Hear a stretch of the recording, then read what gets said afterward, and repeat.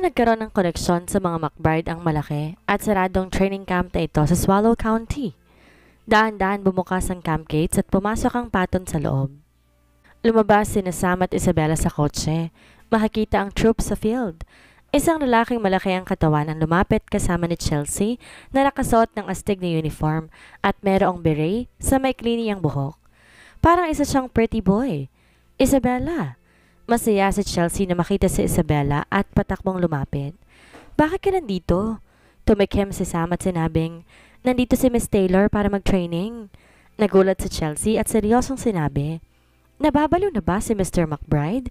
Bakit niya hahayaan na pumunta siya sa gantong lugar? Ideya ito ni Elder Master McBride. Pinuto na lang ni Sam ang sinasabi ni Chelsea. Bumukas ang bibig ni Chelsea pero wala siyang sinabi. Ideya ito ni Elder Master McBride? Masyado siyang mahigpit sa kanya. Napakahinhin ni Isabella. Paano siya makakalagpas dito?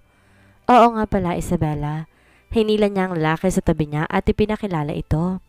Ito ang kapatid namin ni Sam, si Lucas. Ito ang unang pagkakataon na nakita ni Lucas si Isabella. Marami na siyang narinig tungkol sa asawa ni Almaro mula kay Chelsea, kaya kaagad niya itong nakilala. Napapakamot siya sa kanyang ulo at gumiti. Hello, Miss Taylor. Nagsalita si Isabella. Hindi mo ako kailangan na tawagin ng ganyan. Baguhan lang ako dito. Baka kasama niyo ako sa training ng kalahating buwan. Hindi maigagarantiya ni Chelsea kung kakayanin na ba ni Isabella na makatagal ng kalahating buwan. Lalo na't merong iilang mga babaeng sumali na hindi nakayanan at ginustong umuwi. Pero sobrang hirap ng training namin. Hindi nag-alinlangan si Isabella. Ayos lang, kakayanin ko. Nagsimula siyang hangaan sa Chelsea. Siya nga talaga ang bride ni Almaro. Miss Bella, ililibot kita dito. Salamat. Ngumiti si Isabella. Na medyo makalayo na sila, tinanong ni Lucas si Sam. Sam, anong problema ni Elder Master McBride para padala siya dito? Para siyang babasagin. Magiging ayos lang ba to? Wala tayong magagawa dahil sinabi ni Elder Master McBride na walang po pwedeng tumulong sa kanya. Kahit ikaw. Tatanggapin niya lang siya kung maganda ang performance niya sa loob ng kalahating buwan. Tumango si Lucas. Isa itong test. Sa kabilang banda, dinala ni Chelsea si Isabella sa women's quarters. Dahil mas mataas ang rango ni Chelsea sa karamihan, sinasaraduhan siya ng mga babaeng kadete. Dinala siya ni Chelsea sa isang shared room. Bawat kwarto ay para sa 2 tao at lahat ng kwarto mayroong air conditioning at mga appliances. Nakatupi sa squares ang mga kumot at mayroong 2 set ng training uniform sa isang kama. Chelsea, anong pinunta mo dito? Isang babaeng naka-pigtails ang dumating na mayroong dalang tubig na muntik ng matapon na makita niya si Chelsea. Pinalapit siya ni Chelsea. Halika, siya na ang bunkmate mo simula ngayon. Pinakilala niya si Isabella. Ito si Vexana Dizon. 3 buwan pa lang siya nandito, baguhan din. Siya ang pinakabata. Inunat ni Vexana ang kamay. Hello, ako si Vexana. Vex ang tawag nila sa akin. Pwede yun din ang itawag mo sa akin. Kinamayan siya ni Isabella. Tawagin mo na lang akong Isabella. Kilalanin niyo ang isa't isa. Kung kailangan mo ng tulong, tanongin mo si Vexana o kaya pumunta ka sa akin. Masiglang tinapik ni Chelsea ang kanyang dibdib. Masaya siya sa kanyang serbisyo. Hindi aabalahin Isabella si Chelsea sa anumang bagay, kaya't ngiti na lang ang sinagot niya. Lumapit si Vexana pag-alis ni Chelsea. Gustong makichismis. Ate Isabella, kamag-anak ka ba ni Ate Chelsea? Hindi, no? Tumawa si Isabella at ipinatong sa kama ang dala niyang backpack. Naupo si Vexana sa kama, nakatagilid ang ulo at kunot ang noong pinagmamasdan si Isabella. Kung ganun, magkakilala kayo ni Ate Chelsea? Nilabas ni Isabella ang kanyang mga toiletries at tinignan si Vexana at sinabi, magkakilala lang kami. May problema ba doon? Umiling si Vexana at bigla ulit nagtanong. Bakit ka nagpunta sa training camp? Gusto mo rin bang maging agent? Napahinto si Isabella at saka nagtanong, baka sa mukha niyang pagkabigla. Itong training camp ba ay nagtutrain ng mga agent? Hindi niya alam ang tungkol doon. Oh, hindi mo ba alam? Nagulat si Vexana pero hindi talaga alam ni Isabella. Nang makitang hindi naiintindihan ni Isabella ang kanyang pinapasok, hindi na nasurpresa pa si Vexana.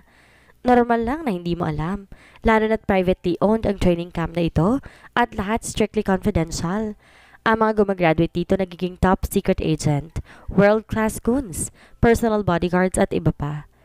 Siyempre marami sa amin ang gustong makuha ang top management at maging top-notch goon katulad ni Kuya Lucas. Mataas ang status niya dito. Tuloy-tuloy sa pagsasalita si Vexana at hindi napansin ang gulat sa mukha ni Isabela. Kung totoo ang sinasabi ni Vexana, ang training camp ng Swallow County ay isang lugar kung saan nagtitrain ng mga secret agent. Pagkatapos ang top management na binanggit niya ay mga tao o organisasyon na mayroong kaugnayan sa mga McBride? Vexana, meron ka pa bang alam tungkol sa top management na binanggit mo? Nang makitang wala talagang alam si Isabela, masiglang ibinahagi ni Vexana ang lahat ng nalalaman niya. Pero hindi rin ganon kadami ang alam niya. Narinig ko sa mga senior namin na ang headquarters ng training camp nasa Stosno. Sobrang may impluensya raw ang status ito doon. Ang sabi nila meron daw kaugnayan sa panganay ng anak ng royal family. Ang panganay na anak? Ang eldest princess ng royal family sa Stosno? Paano ko ba sasabihin? Ang organisasyon sa taas ng top management natin, mga guards na loyal sa panganay ng royal family, para sila mga bodyguards nito? Nakangiting sagot ni Vexana. Biglang tumango si Isabela. Marahil ay meron siyang nakuhang detalye mula sa paliwanag na yon. Pero, meron palang relasyon ng mga McBride si eldest princess ng royal family? Pagkatapos makipagkwentuhan kay Isabela, sinabi rin ni Vexana kay Isabela ang kanilang daily training methods. Ang unang bagay na dapat gawin ng isang baguhan sa unang araw nila ay maging pamilyar sa paligid.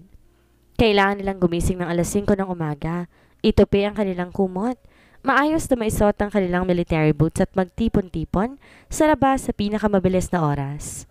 Sa una, katulad lang din to ng military training. Mapaparusahan ka kapag nahuli ka. Ang kadalasang parusa, kumompleto ng ilang laps sa field o kaya na may patatayuin ka ng 2 oras at hindi ka mag-aalmusal. 3 buwan na rito si Vexana kaya pamilyar na siya sa mga batas.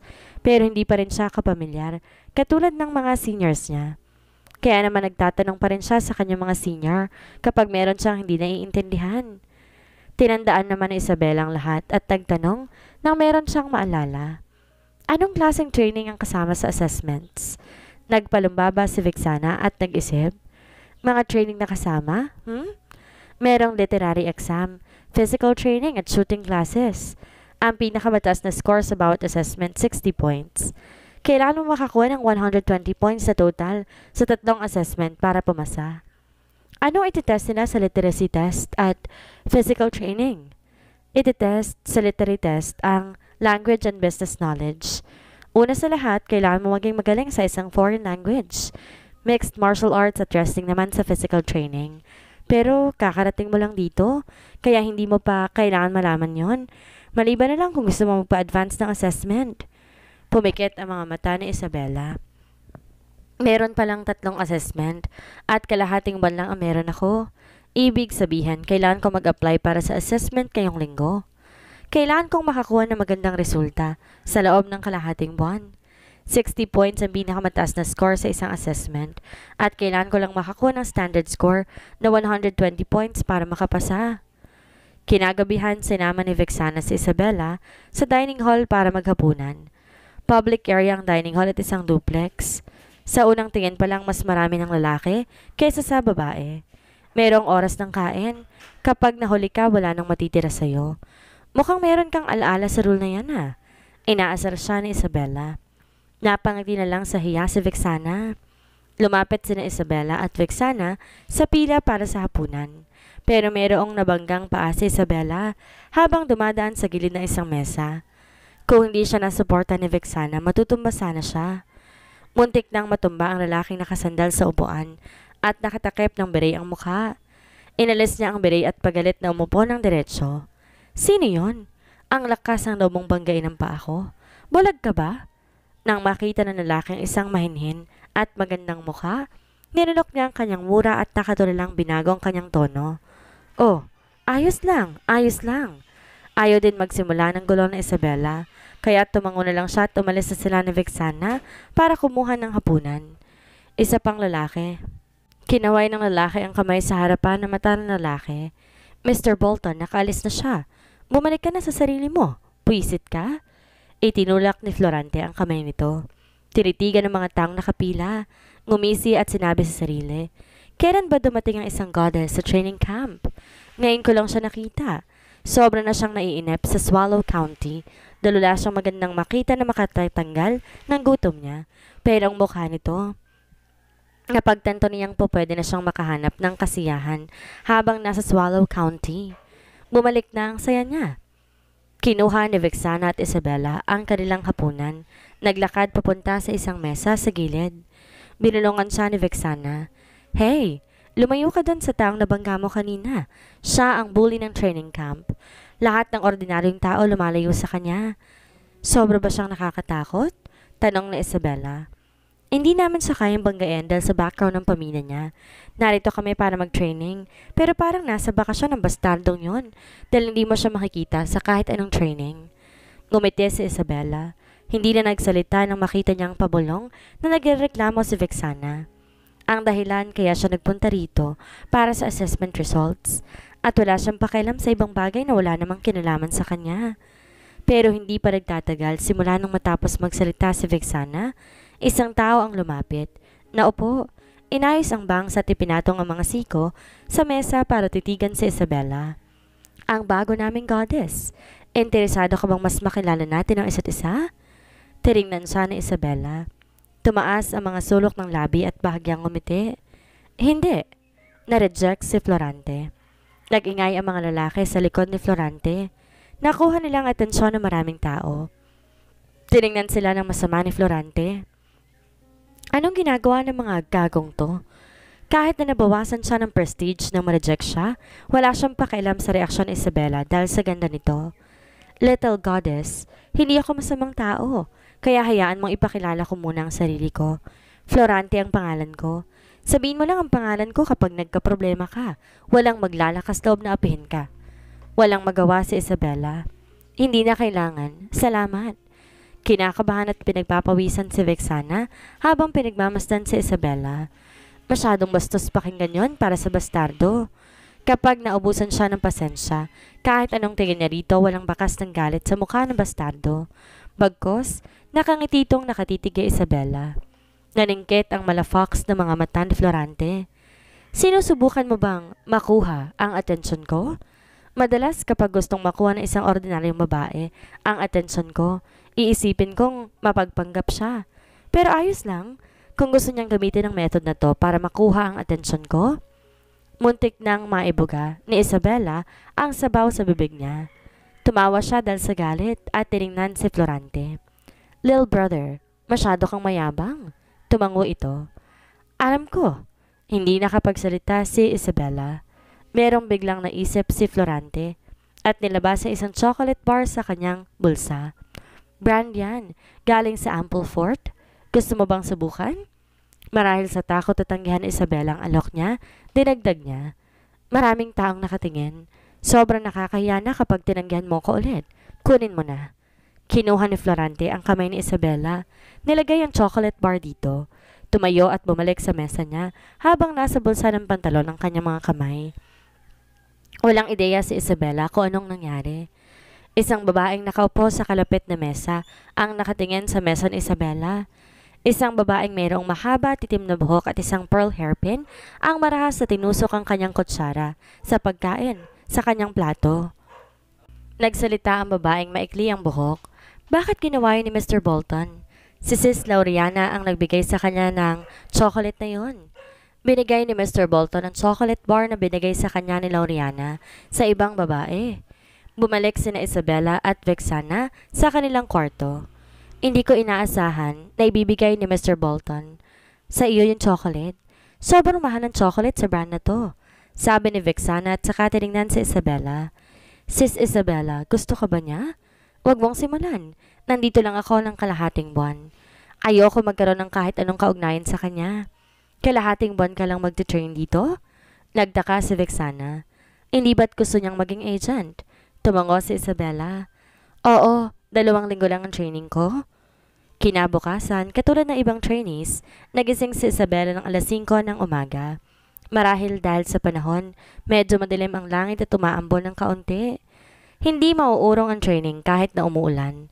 Tumakbo ang lahat sa field sa ilalim ng ulan. Isang male instructor ang nanonood sa kanila. Maririnig ang pito kapag merong isang hindi tumatakbo. Nasa likod ni Isabela si Vexana dahil tumatama ang ulan sa kanyang mukha. Hindi siya makahinga ng maayos. Bibigyan na lamang ang gamit niya sa paghinga. Anong problema ng panahon? Ilang buwan nang di umuulan. Sinong nakakaalam? Baka malas ang araw na to. Ilang babae na kasabay niyang tumakbo ang nagreklamo habang hinihingal. Balot din ang mukha ni Isabela ng malamig na ulan. Wala siyang anumang sinabi para mapanatili ang kanyang lakas. Binago niya pa ang frequency ng kanyang paghinga. Isang tao ang mabilis na humabol sa kanya. Kamusta ang chocolate kagabi? Masarap ba? Tiningnan ni Isabela si Florante nang ngiti-ngiti at muntik na siyang umirap. Ang hirap paalisin ng walang kwentang basura na to. Binilisan niya ang takbo habang si Florante na naiwan, patuloy siyang sinundan. Hoy, little goddess, huwag ka magmadalit, baka madulas ka. Samantala, sa Black Gold Group, Mr. McBride, maayos ang lagay ni Miss Taylor sa army. Hindi niyo kailangan mag-alala. Sinara ni Almaro ang mga dokumento at tiningnan si Sam. Hindi ko siya po pwedeng makita, kaya paano ko maniniwalang ayos lang siya? Umuulan ngayon at hindi ko alam kung kailangan mag-train na babaeng yon sa gitna ng ulan. Paano kung magkasakit siya? Baka katulog ba siya nang hindi ako katabi? Aapihin ba siya ng roommate niya? Gusto ko talagang makita ang asawa ko. Unang araw pa lang nawala siya ay sobra na ang pagkamiss ko sa kanya. Napairap na lang si Sam. Mr. McBride, kalahating buwan lang doon si Miss Taylor, hindi ilang taon.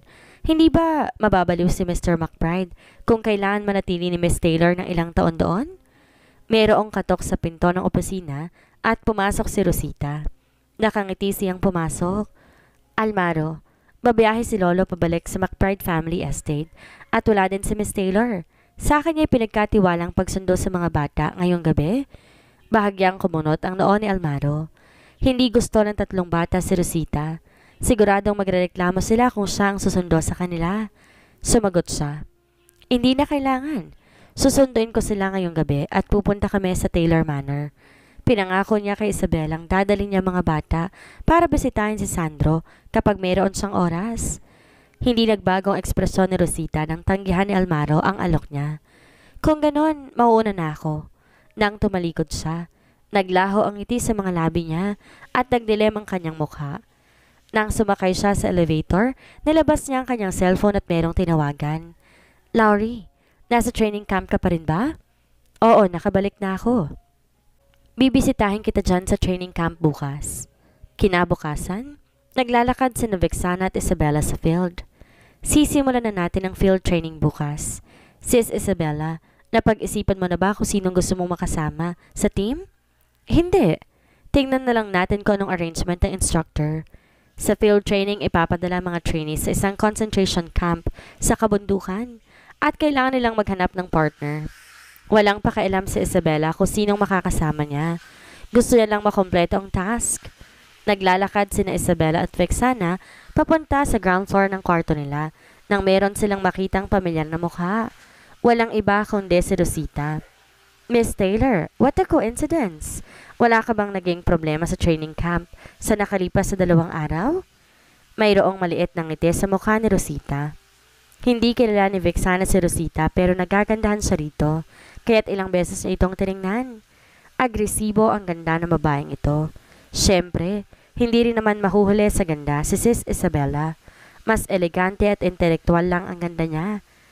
Hindi maganda ang impresyon ni Isabela kay Rosita, pero hindi rin naman niya ito pinag-iisipan na masama dahil hindi siya pamilyar dito. Oo, ayos naman ang lahat. Anong sadya mo dito sa training camp, Miss Jeronimo? Binisita kong kaibigan ko. Nag-train din ako sa camp na to noon. Nandito din sa Almaro noon. Nilagay ni Rosita ang ilang hebla ng mahaba niyang buhok sa likod ng tenga niya. Namakita ni Isabela ang puting jade ring na ang hinlalaki ni Rosita. Tumalim ang kanyang mga mata. Ang jade ring na yon. Yun nga ang binili ni Almaro sa The Jade Store. Dumilim ang ekspresyon ni Isabela. Sinadya niyang dalhin ng singsing para ipagyabang sa akin. Napansin ni Rosita ang tingin ni Isabela. Tinaas niya ang kamay kung saan niya suot ang white jade ring at tinawakan ng singsing. Tinitingnan mo ba ang singsing? Pasensya ka na. Nagandahan ako sa jade ring na ito nung nasa The Jade Store kami noong nakarang araw. Hindi ko inakalang bibilhin ni Almaro. Talaga? Bagay nga sa'yo. Tumalikod si Isabela at aalis na sana, pero pinigilan siya ni Rosita. Miss Taylor, huwag ka sana mag-isip ng masama. Magkakilala na kami ni Almaro simula ng mga bata kami. Sandaling huminto si Isabela. Palaging pinapaalala sa akin ng babaeng to na childhood friend sila ni Almaro. Pinapamukha niya ba ang first come first serve system? Tumalikod si Isabela, tiningnan niya si Rosita at gumisi. Wala naman akong dapat isipin na masama. Sadyang naningkit ang mga mata niya. Hindi mo kailangan banggitin palagi sa akin ang pagkakaibigan ninyo. Kahit gaano pa kayo kalapit sa isa't isa, sa huli childhood friend ka lang niya. Pumasok na si Isabela sa building pagkatapos sabihin iyon. Kaagad namang sumunod sa kanya si Vixana. Sa baba ng hagdanan nakatayo si Rosita at nakahalukip-kip. Pinapanood niyang pumasok si Isabela sa building. Matalim ang kanyang tingin. Kung hindi dahil sa tatlong batang iyon, magiging karapat dapat pa siyang tumayo sa tabi ni Almaro? Sis Rosita, matagal ka bang naghintay? Doon naman dumating si Lauriana at naputol ang pag-iisip ni Rosita. Nakangiting nagsalita si Lauriana. Hindi ko inaasahang babalik ka talaga. Oo, kamusta naman ang training camp? Nagbago ang ekspresyon ni Rosita na parang walang nangyari. Ayos naman ang lahat. Yung baguhan lang na dumating 2 araw na nakalilipas. Hindi ko siya gusto. Masama ang ekspresyon ni Lauriana nang banggitin niya ang baguhan. Bahagyang tumaas ang mga kiling ni Rosita. Sinong baguhan ang tinutukoy mo? Taylor yata ang apelido niya. Isabella Taylor. Bakas ang pagkasorpresa sa mga mata ni Rosita. Hindi niya akalain na kilala na ni Lauriana si Isabella dahil kakarating lang nito nung nakarang araw. Oo, siya nga. Ayaw na ayaw ko sa kanya. Kararating lang niya pero nagustuhan na siya kagad ni Mr. Bolton. Isa siyang vixen. Naiinis talaga ako sa kanya. Mas lalo nagbukang masama ang ngiti ni Rosita dahil sa mga sinabi ni Lauriana. Hindi gusto ni Lauriana si Isabella. Mas lalong dumali ang mga bagay-bagay. Mukhang wala akong kailangan gawin laban kay Isabella. Gabing-gabi na nang iuwi ni Almaro ang mga bata sa McBride Mansion galing sa Taylor Manor. Mukhang nakasundo ng mga bata si Sandro at halatang tinanggal nila si Sandro bilang lolo simula kahapon. Nang makita siya ni Rosita, nakangiti siyang lumapit. Almaro, nakauwi ka na? Naghapunan ka na ba? Kung hindi pa uutusan ko ang kasambahay. Daddy, inaantok na ako. Napayakap si Diana. Sinadyang putulin ang sinasabi ni Rosita. Yumuko si Almaro at binuhat siya. Inaantok ka na kaagad? Sabi ni Mommy dapat maagang natutulog ang mga bata para lumaki kami. Sabi ni Diana habang kinakamot ang inaantok na mga mata.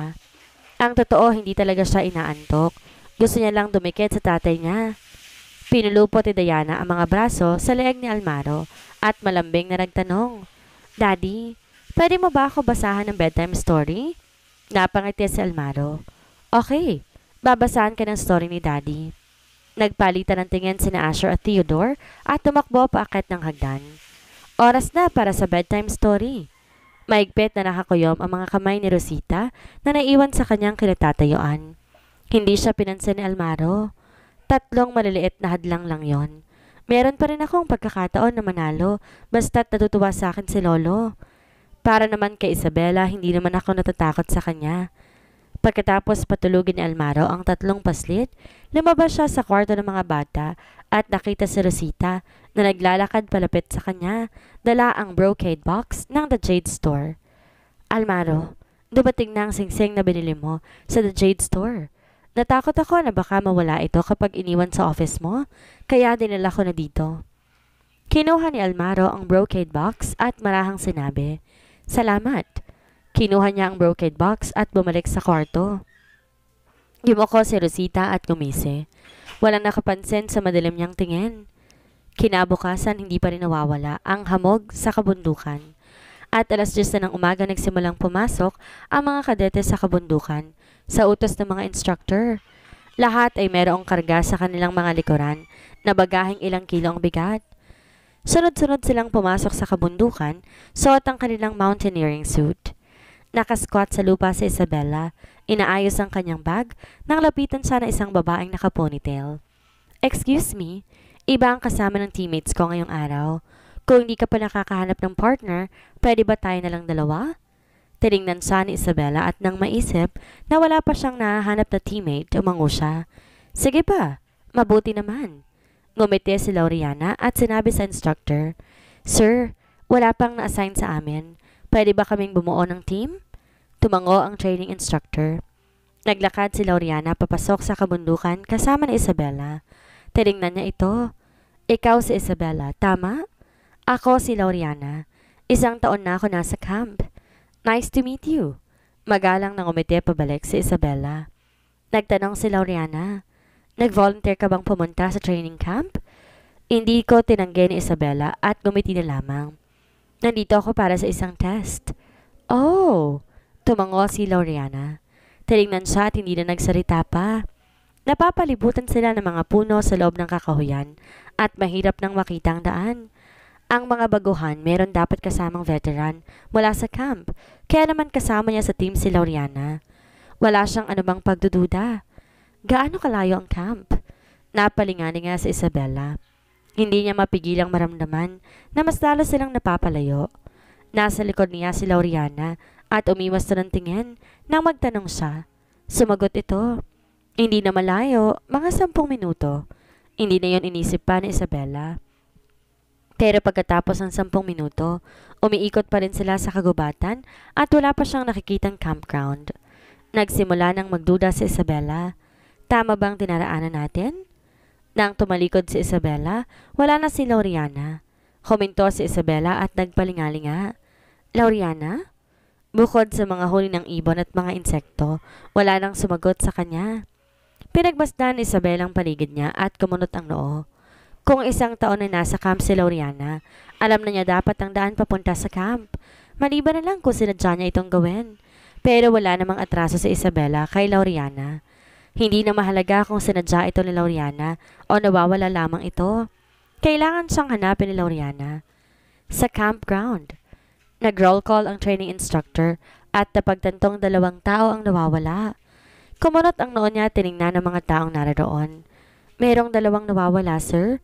Yung baguhan at si Lauriana ang wala dito. Merong sumagot. Tiningnan ni Vexana ang paligid at hindi nila nakita si Isabella. Tila merong napagtanto si Florante at nagdilim ang kanyang mga mata. Biglang dumating si Lauriana, ngunit wala itong kasama. Nilapitan siya ng training instructor na makita siya na hinihingal. Nasaan ang baguhan? Makakita sa mukha ni Lauriana ang pagsisisi. Gusto ko siyang makasabay, pero hindi niya sinunod ang orders ko at piniling magpunta sa North. Hindi ko siya napigilan. North? Nagbago ekspresyon ng lahat. Restricted area ng Swallow County. Ang camp nasa hilagang parte ng Swallow County at ang timog naman restricted dahil hindi pa napapasok at walang proteksyon sa mga gubat doon.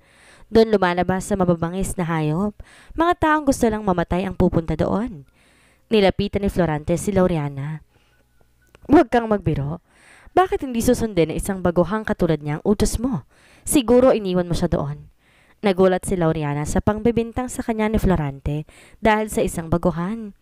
Florante, hindi pinansin ni Florante ang sagot ni Lauriana at sinabi sa instructor, Sir, sa tingin ko kailangan natin magpadala ng tao na hahanap sa kanya habang mayroon pang liwanag.